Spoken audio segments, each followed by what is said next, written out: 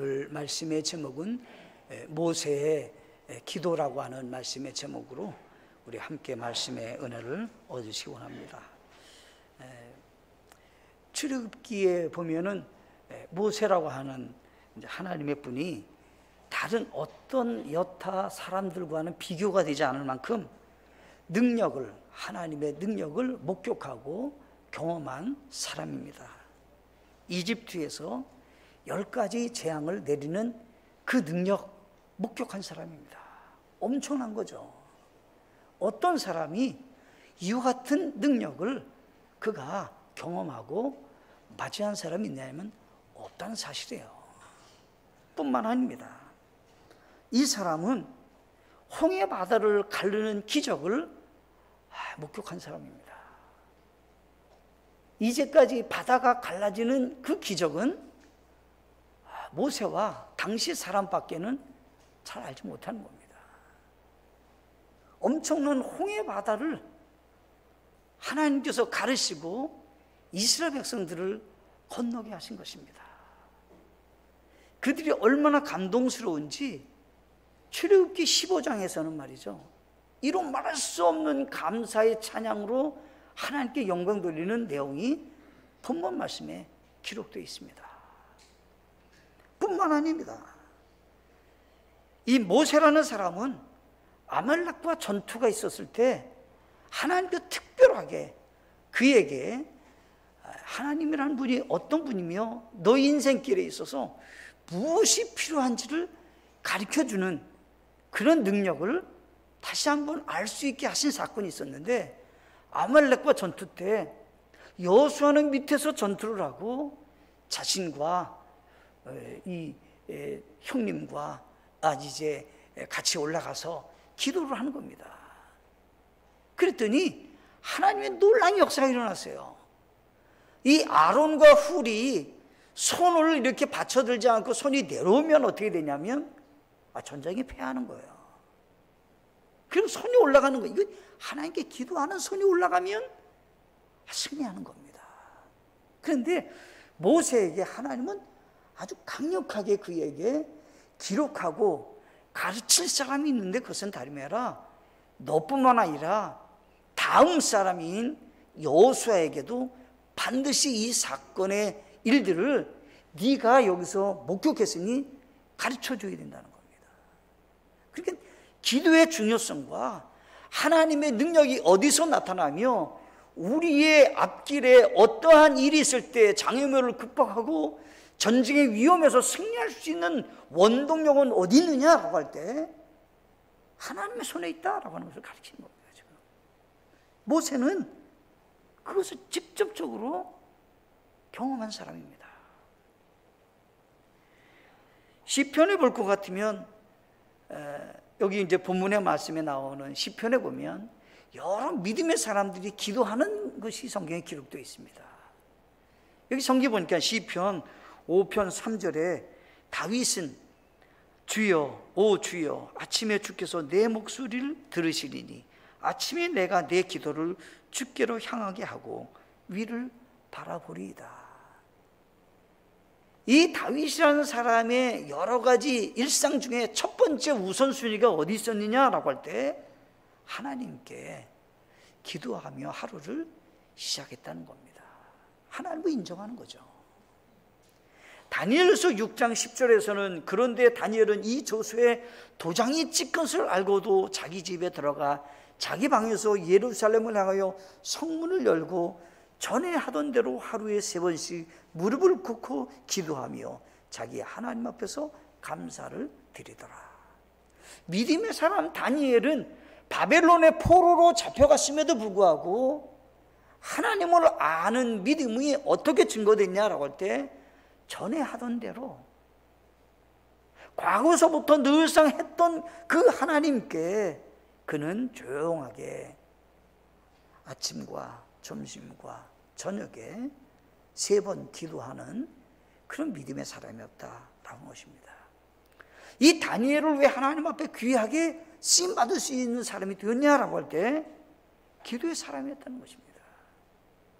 그가 어떤 지혜가 있었느냐라고 할 때 하나님 준 지혜로 네, 장래 일어날 일도 예언도 하나님께서 알 수 있게 허락해 주셨고, 장래 일어날 일들도 미리 알게 해 주셔서 지혜롭게 그것을 극복해 나갈 수 있도록 인도해 주셨다는 사실입니다.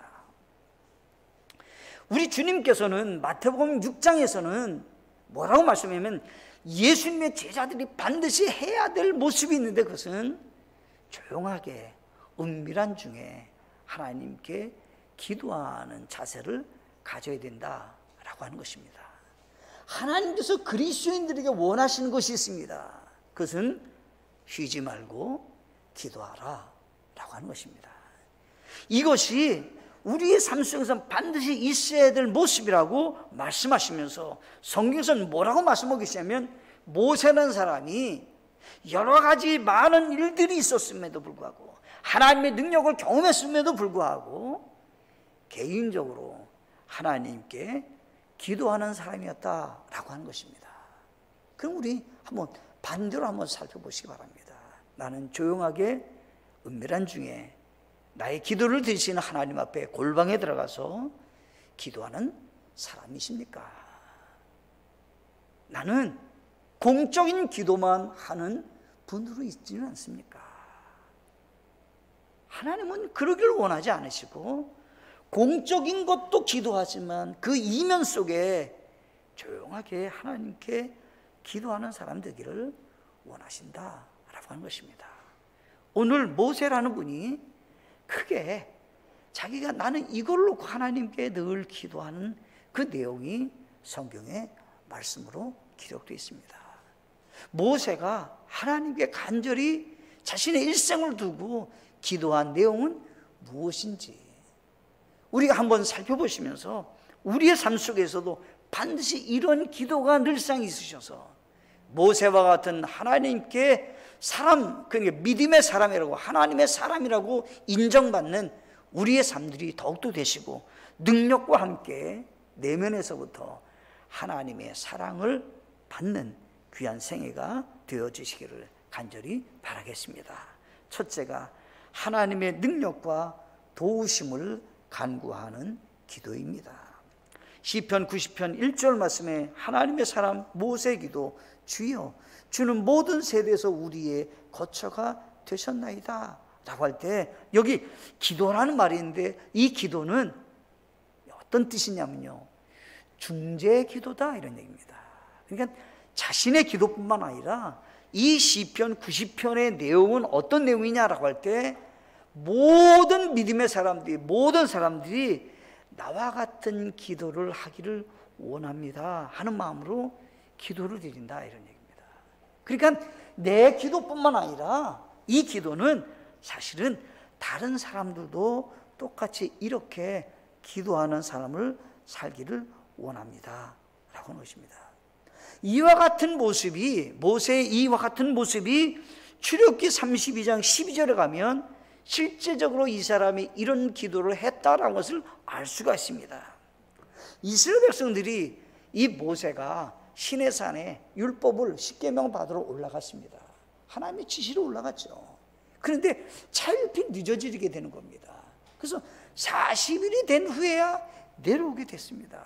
그때 많은 사람들이 이미 모세는 세상을 떠났을 것이다, 어떻게 40일 동안 먹지도 않고 어떻게 지낼 수 있겠느냐, 아마 그냥 어딘지 몰라도 세상을 떠난 거 아니냐. 그래서 이분들이, 이스라엘 백성들이 어떤 생각을 하게 됐냐면, 우리를 인도할 신을 만들자는 겁니다. 그것이 금송아지를 만들었는데 이집트 사람들이 숭배하던 신입니다.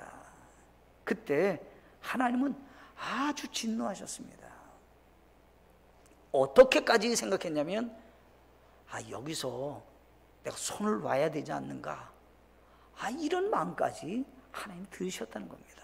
그때 이 모세가 이스라엘 백성을 놓고 기도하는 겁니다. 출애굽기 32장 12절에 어찌하여 이집트 사람이 말하기를 그가 재앙을 내리려고 그들을 데리고 나와 산에서 그를 죽이고 지면에서 끊어 소멸시켰다. 아마 이집트 사람들은 밭을 줄 겁니다. 하나님께서 이스라엘 백성들에게 재앙을 내리신다면, 아니 하나님이 결국 데리고 가더니, 아니 광야에서 이스라엘 백성을 전부 진멸시켰구나. 그리고는 비웃을 겁니다. 그리고 하는 말입니다. 주의 맹렬한 진노에서 돌아서시고 주의 백성을 향한 이 재앙에서 뜻을 돌이키소서. 하나님, 간절히 제가 기도합니다. 하나님의 진노를 바꿔주세요. 하나님, 재앙을 내리려고 하는 그 뜻을 돌이켜주세요. 지금 모세가 어떤 기도를 하고 있느냐라고 하는 겁니다. 이스라엘 백성을 놓고 간절히 기도하는 것입니다. 하나님의 능력과 도우심을 간구하는 그 기도는 어디서 드러났느냐라고 할 때, 자신의 유익을 위해서, 자신을 위해서 기도하는 것이 아니라 사실은 이스라엘 백성들을 향한 하나님의 긍휼하심과 하나님의 도우심의 손길이 임하도록 기도하고 있었다라고 하는 것입니다. 그러면서 하나님께 기도하는 내용이 어떤 거냐면, 우리의 거처가 되셨나이다. 하나님, 저는 가장 안전하고 가장 우리를 형통하게 인도하시는 분은 하나님이심을 제가 믿습니다. 우리의 주인 되시며 우리의 모든 걸 아시고 인도하시는 분은 하나님이십니다 라고 하는 걸 고백하면서 1절에 주여 라고 하면서 끝에 우리의 거처가 되셨나이다 라고 하는 것입니다. 여러분들, 모세는요, 거처라고 하는 것은 마음과 몸이 거할 수 있는 곳이에요. 근데 모세는 거처를 거할 수 있는 그 생애 가운데 몇 가지 환경이 있습니다. 첫째는 그가 출생은 아주 가난하고 지극히 평범한 집안에서 출생한 사람입니다. 그때 정책이 아들은 이제 살지 못하는 그런 정책을 이집트 왕이 펼치게 되니까 공교롭게 참 하나님의 도우심으로 궁궐에 들어가서 살게 됐습니다. 공주의 아들이 갑자기 되어가지고 궁궐에서 산 겁니다. 그러니까 아주 갓난 아이 때는 자신의 삶이 어떤지를 몰랐을 테고, 그가 40살까지는 궁궐에서 지냈습니다. 그러면 얼마나 좋은 궁궐에서 지냈겠어요. 침대, 먹는 음식, 그가 누릴 수 있는 많은 특권들 얼마나 많았겠어요. 그런데 이 모세라는 사람이 하루아침에 그것을 내려놓고 광야로 도피하게 돼서 그의 장인 이드로라고 하는 집에서 목동으로 인생을 살았습니다. 그러면 얼마나 보편적인 삶으로 또 내려갔냐 이 말이에요. 그러니까 가장 부유한 삶을 살다가 가장 낮은 가운데 있는 사람과 같이 삶을 살았던 사람입니다. 근데 자기가 경험하면서 하는 말입니다. 진정한 안정, 평강, 마음이 정말 놓을 수 있는 것은 좋은 집이 아니라 하나님이 나와 함께 하시는 그 집이 가장 좋은 집이다. 내 집은 어디냐라고 할 때, 내가 거할 집은 하나님이십니다 라고 하는 것입니다. 그것을 지금 모세라는 사람이 경험했기 때문에 인격자로서 만난 그 하나님이 나에게 어떤 분이시냐라고 할 때, 참 안식과 쉼과 피난처가 되신 분은 하나님이시라는 겁니다. 여러분들, 기도하는 제목이 있습니다. 그 제목 가운데 반드시 들어갈 제목이 있습니다.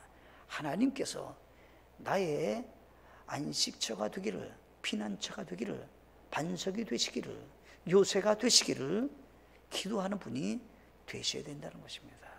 그럴 때만이 하나님의 능력과 도우심을 힘입으면서 살아갈 수 있는 사람이 된다라고 하는 것입니다.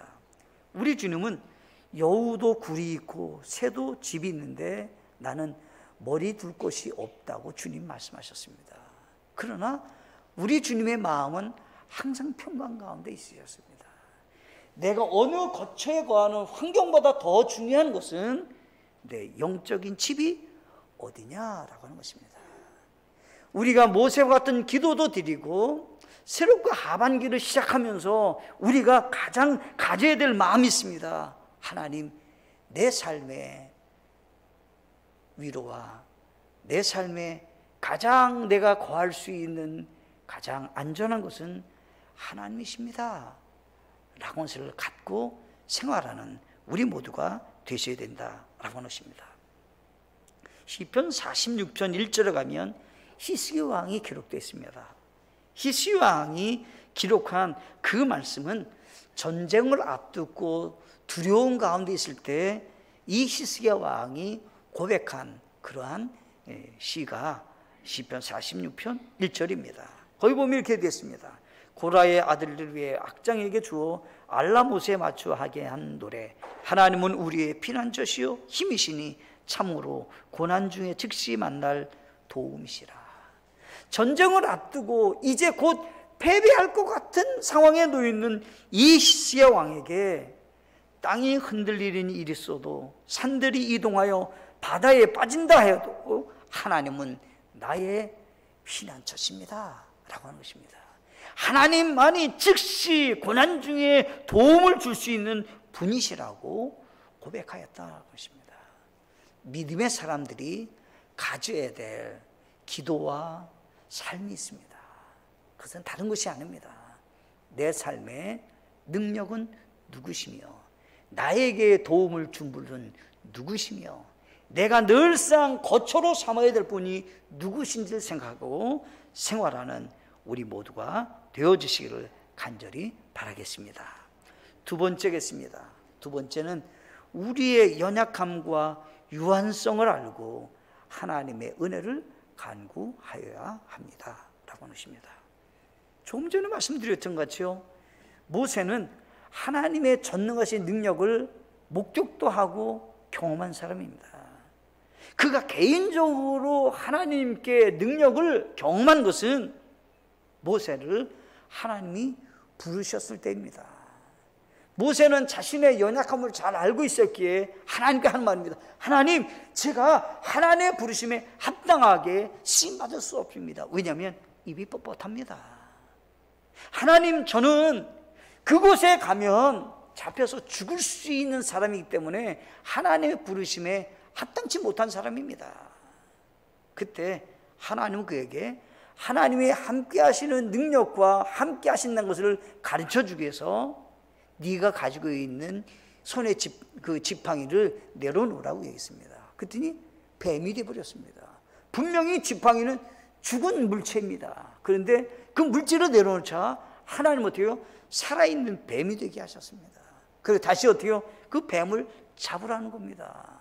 근데 다시 지팡이가 되었습니다. 그래도 마음에서부터 아직 의심과 마음이 흔들리니까 하나님은 하시는 말씀입니다. 내 손을 내 오른 가슴에 올려놓으라고 했습니다. 그때 다시 이 가슴에 넣은 다음에 그 품에서 빼넣더니 나병이 됐다는 것입니다.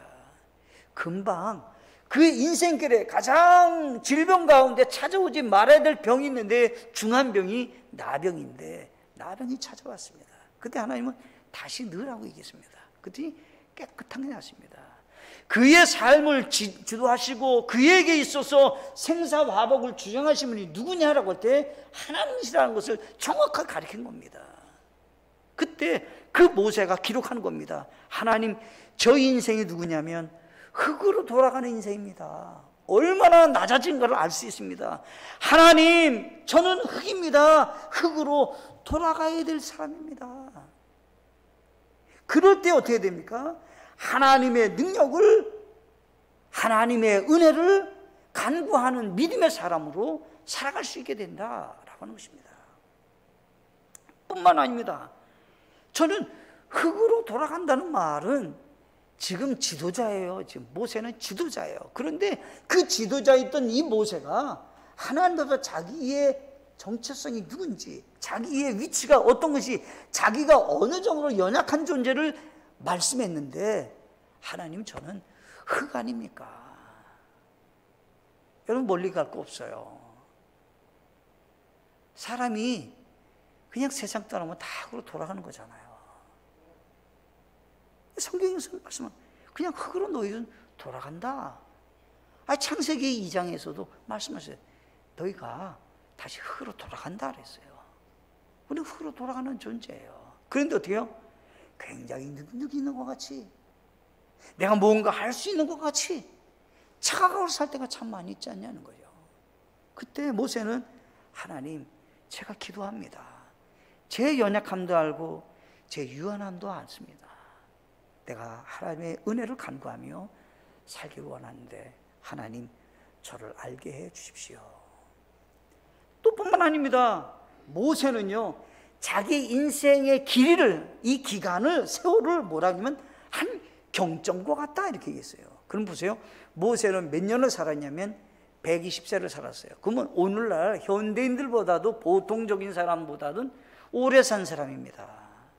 120년을 산 사람이지만 이 사람의 고백 속에서 뭐냐면 내 인생의 길이가 잠시 왔다가 사라지는 홍수 때 물이 쓸어가는 것 같은 그런 인생이고, 잠깐 꾸벅 잠을 자다가 이제 일어난, 잠깐 동안 그 잠을 잔 그런 시간에 불과한 내 인생이다라고 하는 것입니다.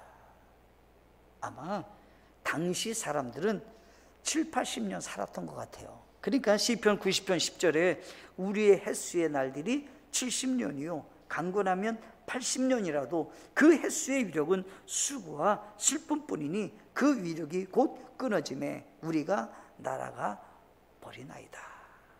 내 인생이 살았죠. 화살을 쏘면요 휙 날아서 그냥 금방 목적지에 딱 꽂히는 것 같이 내 인생의 길이가 그렇게 짧고, 보편적으로 그 당시 사람들이 70, 80 정도 살았던 것 같습니다. 그러면 그분들의 생애가 자기와 비교해도 짧게 살았지만 자기도 보면 한 경점에 불과하다라고 하십니다. 우리가 인생을 어떻게 살아야 됩니까? 아무 힘도 없는 내 흙덩어리를 의지하고 살까요? 우리 하나님께서 잠시 동안 호흡을 주셨는데 이 호흡이 멈추면 그냥 세상 떠나는 겁니다. 무슨 우리가 힘이 있고 무슨 지혜가 그렇게 있다는 것입니까? 모세와 같은 기도를 갖고 인생을 사는 사람이 되어야만이 하나님이 기뻐하는 삶을 살 수 있다라고 하는 것입니다. 여러분들 잘 아시다시피 내 인생의 기간을 내가 마음대로 늘릴 수 있습니까? 성경 보면 모세는 120세를 살았는데 하나님의 120세에 불러올리니 그는 굉장히 건강했던 사람입니다. 뭐 아픈 기력이 있는 게 아니에요. 아픈 그런 게 있는 게 아니에요. 산에도 그냥 올라갈 수 있을 정도로 그는 건강한 분입니다. 느보산에 올라갔습니다. 하나님 어떻게 해요? 거기서 그냥 데리고 가셨습니다. 그러니까 건강 가운데 있었고 그의 인생이 120년을 살았지만 그가 자기의 인생의 길이를 정하지 못했다라고 합니다. 그래서 성경에 보면 뭐라 하면 내 인생이 풀의 꽃과 같고 풀의 영광과 같습니다. 내 인생이 그렇다는 거예요. 아주 화려한 것 같아도 그냥 금방 사라지는 겁니다. 지극히 모세라는 분이 120년 동안 지도자가 되었지만 하루아침에 사라졌어요. 서서히 물러나는 것도 아니에요. 그냥 하루아침에 사라졌어요. 모세가. 누가? 하나님이 하셨다라고 하는 것입니다.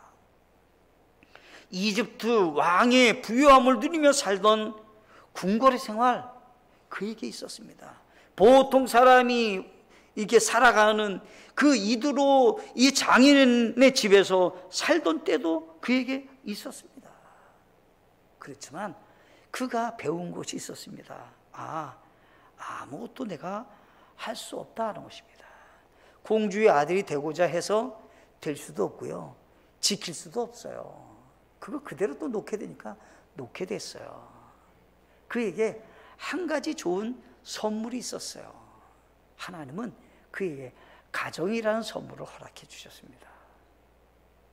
이 모세라는 사람에게 하나님은 가정이라는 선물을 줬는데 이드로라고 하는 분을 통해서 그의 딸을 허락해 주셔서 가정을 이루고 자녀를 낳고 행복한 삶을 살게 해 주셨다는 것입니다.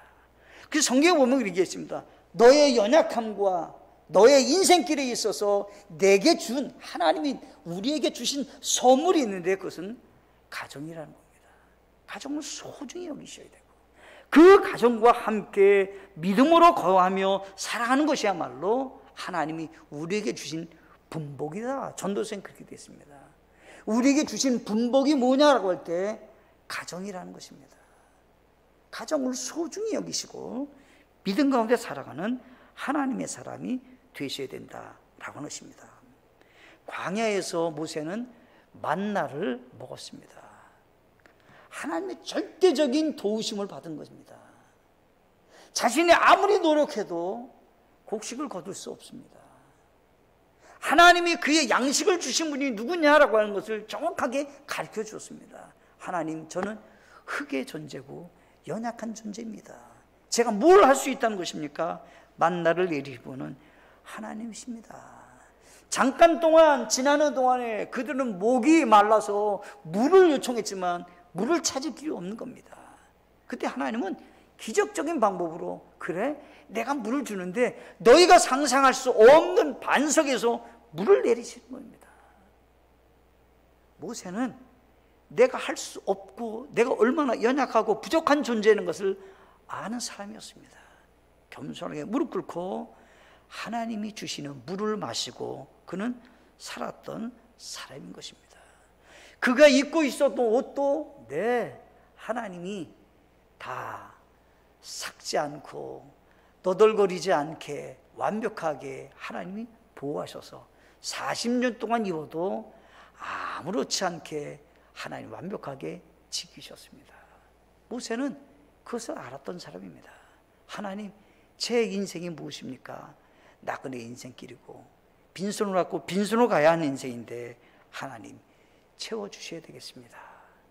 우리 모든 분들이 다시 한번 겸손하게 무릎 꿇고 하나님의 은혜를 간구하는 기도로 하루하루를 생활하는 우리 모두가 되시기를 간절히 바라겠습니다.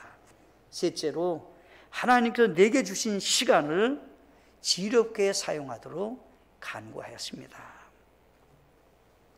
12절에 보면 이렇게 되어 있어요. 그런즉 우리에게 우리의 날수 세는 것을 가르치사 우리가 지혜에 이르도록 우리의 마음을 쓰게 하소서라고 하는 것입니다. 하나님께서 우리에게 주신 선물 중에 가장 좋은 선물은 시간입니다. 생명입니다. 내게 주신 잠깐 동안이지만 짧은 시간, 세월을 내게 허락해 주셨습니다. 이것은 하나님이 내게 주신 선물 중에 가장 좋은 선물입니다. 왜냐하면 생명을 잃으면 그걸 끝이잖아요. 생명을 주시고 그것을 우리가 이렇게 누리며 살 수 있게 하신 것은 그 생명을 주신 것입니다. 그런데요, 여기 성경에 보면 시간 관리가 필요하다 이런 얘기를 하는 겁니다. 지금 모세가 우리의 삶 속에 우리에게 주어진 이 시간을 우리는 어떻게 써야 되냐라고 할 때 모세는 40년은 준비하는 기간을 갖게 하셨습니다. 궁궐에서 사람으로 살아갈 수 있는 것을 준비시키셨습니다. 40년간은 광야에서 하나님을 개인적으로 만나고 영적으로 준비케 하셨습니다. 그리고 40년을 하나님께 쓰임받았습니다. 만약에요, 하나님께 쓰임받는 생애가 없었다고 가정해 보세요. 그러면 그가 궁궐에서 생활하는 40년이 무슨 의미가 있습니까? 40년 동안 광야에서 하나님과 영적인 관계만 가진 것으로 무슨 유익이 됩니까? 근데 이 40년도, 80년을 이제 하나님께 쓰임받는 40년, 120년으로 가장 가치 있고 가장 의미 있는 삶을 살게 되니까 하나님의 사람 모세의 기도라고 하는 제목과 믿음의 사람 모세라고 히브리서 11장에서는 말씀하고 있다는 것입니다. 만약 그것이 없다면 안 된다는 겁니다. 우리의 삶에도 마찬가지인 겁니다. 나는 하나님을 알고 하나님을 섬기는 사람입니까? 하나님을 경배하는 것에 대한 가치를 알고 있는 사람입니까? 내 모든 것의 주인 되신 하나님 앞에 내 모든 것들이 쓰여지는 것이 내게 영광이고 특권이라고 하는 것을 아는 분이십니까? 이 모세는 지금 하나님 우리 모두 다가 알게 해주시기 원합니다 라는 것입니다. 우리 하나님이라는 분 앞에서 우리가 어떻게 살아야 되는 겁니까? 내 기간을 알아서 하나님 지혜롭게 활용할 수 있게 해달라고 하는 기도를 드리고 있었다라고 하는 것입니다. 그러면서 시편 90편 14절에서는 이런 내용의 기도를 합니다. 오 일찍 주의 긍휼로 우리를 만족하게 하사 우리가 평생토록 기뻐하고 즐거워하게 하소서. 하나님, 제 생활 속에서 항상 하나님이 내게 가장 긍휼을 베풀어 주셔서 가장 좋은 거 주셨다 생각하고 만족하며 살게 해달라는 겁니다. 요즘 우리 뉴스를 접하게 되면요, 그늘진 뉴스를 참 많이 접하게 되잖아요. 앞으로 우리나라 경제가 굉장히 어렵게 된대잖아요. 어렵게 된대요. 그러니까 이게 전 세계적으로도 굉장히 어려운 환경에 처했고 어려운 그런 때가 된다 그러잖아요. 그럴 때 우리가 가져야 될 마음이 이미 있어야 된다는 거예요. 하나님은 가장 좋은 긍휼을 베풀어 주셔서 가장 좋은 거 주셨다라고 하는 만족함이 하나님께로부터 있으셔야 된다는 거예요. 이것이 하나님의 자녀가 가져야 될 마음의 자세라는 겁니다. 두 번째가 있어요. 우리가 평생토록 어때요? 기뻐하고 즐거워하며 살게 해달라고 기도를 하고 있는 거예요. 어느 때만이 아니라 내 소년 때 우리 어머니 아버지가 부자였는데 그때는 그분이 능력이 있으셨는데 그때만이 아니라 어린 소년 때뿐만 아니라 어른에 이르 노년이기까지 하나님은 우리에게 가장 좋은 거 주셨습니다 하는 마음으로 평생토록 기뻐하고 즐거워하는 마음을 갖도록 기도하며 사셔야 된다라는 것입니다. 아멘이신가요? 우리에게 주신 기간이 있습니다. 그 기간 동안에 항상 기뻐하시며 살아가는 하나님의 사람이 되셔야 된다는 사실입니다. 모세는 가장 자기의 삶을 가장 하나님께 어떻게 삶을 살았느냐라는 것을 하나님이 평가한 말씀이 있습니다. 그 말씀이 성경에 보면 이렇게 기록되어 있습니다. 민수기 12장 7절에 보면 내 종 모세와는 그리하지 아니하나니. 모세는 하나님의 종이라는 거예요. 근데 그 모세를 하나님이 보내면 그는 나의 온 집에서 신실한 자니라. 모세는 그의 일생 동안에 하나님 보실 때 신실하게 하나님의 종으로서 삶을 살았다 이런 얘기를 하는 겁니다. 지금 띄워서 히브리서 3장 2절에 가면 똑같이 말씀을 하고 계셔요. 그분께서는 모세가 하나님의 온 집에서 신실했던 것 같이 자기를 세우신 분에게 신실하셨느니라. 예수님이 신실하셨던 것 같이 모세도 하나님 앞에 신실했다. 누구를 비추는 거냐면 모세와 예수님과 거의 비슷할 정도로 육신의 삶을 살았다 이런 얘기를 하는 겁니다. 우리가 어떤 인생을 사셔야 됐습니까? 내게 준 시간이 있다면 우리가 하나님 앞에서 신실한 분으로 사셔야 된다는 것입니다. 하나님 내게 주신 것이 작은 거 주셨나요? 적은 것에부터 순종하고 충성하는 하나님의 분들이 되셔야 됩니다. 하나님 아주 중요한 일 맡겨주셨나요? 충성하셔야 됩니다. 신실하셔야 됩니다. 신실하다는 말이 더 아름다운 말입니다. 충성한다는 말보다는 신실하다는 말은 하나님 앞에서 내 자신이 항상 바르게 살려고 내 마음이 다하고 정성을 다해서 주의 뜻을 이루는 삶을 사는 것이 더 아름답다라고 하는 것입니다. 여기 섬김에는 하나님이 지침을 주셨습니다. 에베소 6장 7절을 보시면 선한 뜻으로 섬기기를 주께 하듯 하고 사람들에게 하듯 하지 말라. 섬기는 사람은 두 가지가 있습니다. 어떤 두 가지가 있어야 되면 선한 뜻으로 섬겨야 된다는 겁니다. 하나님은 마음을 보신다는 거예요. 중심을 보신다는. 그러니까 어떻게 해요? 선한 뜻으로 섬기시라는 겁니다. 두 번째 어떻게 해요? 사람에게 이게 보이려고 하지 말고 하나님 보실 때 잘하라, 이런 얘기예요. 물론 이 에베소 6장 말씀은 실제로 로마 시대는 종의 신분을 갖고 사는 사람들이 있었어요. 그 시대 사람들에게 믿음의 사람이 종이었다면 그 종은 이렇게 더욱더 살아야 된다는 겁니다. 종에서 벗어나려고 하지 말고 선한 뜻으로 주인을 섬기고, 선한 뜻으로 사람에게 하듯 하지 말고 죽게 하듯 하면서 섬기라고 주님이 말씀하셨다는 사실입니다.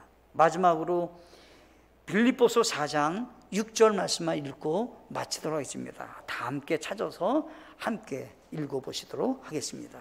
빌립보서 4장 6절 말씀이 되시겠습니다.